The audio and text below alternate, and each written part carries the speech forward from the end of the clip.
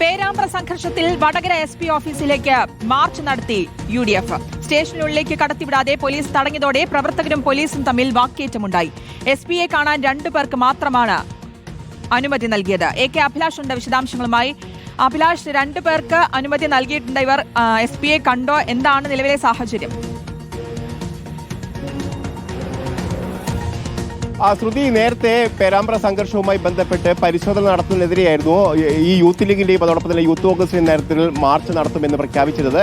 പക്ഷേ ആ നിലയ്ക്കുള്ള ഒരു മാർച്ച് ആയിരുന്നില്ല സംഘടിപ്പിച്ചത്. കാരണം SP-യുമായി കാണണം, SP-യെ കണ്ട് സംസാരിക്കണമെന്നടക്കം ഉള്ള ആവശ്യങ്ങൾ ഉന്നയിച്ച് ഏതാണ്ട് 10ഓളം പ്രവർത്തകരാണ് SP ഓഫീസിലേക്ക് എത്തിയത്.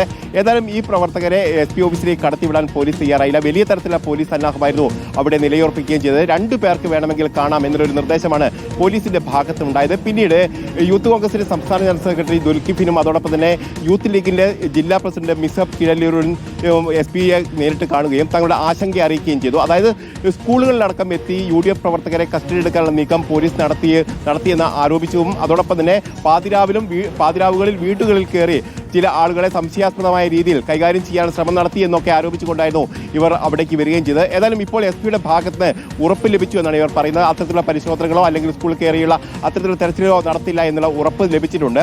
ഏതായാലും ഈ ഉറപ്പ് ലഭിച്ചതുകൊണ്ട് തന്നെ മറ്റൊരു പ്രശ്നങ്ങളില്ലാതെ അവർ തിരിച്ചു പോകുന്നു എന്ന് പറഞ്ഞു. അതോടൊപ്പം തന്നെ ഇനി ഏതെങ്കിലും തരത്തിൽ പോലീസിന്റെ ഭാഗത്ത് ഇത്തരത്തിൽ നടപടി ഉണ്ടായാൽ വലിയ തരത്തിലുള്ള സമര പരിപാടികളുമായി മുന്നോട്ട് പോകും. അതോടൊപ്പം തന്നെ പോലീസിന്റെ വീടുകളിലേക്കടക്കം ഇത്തരത്തിലുള്ള പ്രതിഷേധ മാർച്ച് സംഘടിപ്പിക്കുമെന്നാണ് ഇപ്പോൾ യൂത്ത് കോൺഗ്രസിന്റെയും അതോടൊപ്പം തന്നെ യൂത്ത് ലീഗിന്റെയും പ്രവർത്തകർ പറയുകയും ചെയ്തിരിക്കുന്നത്.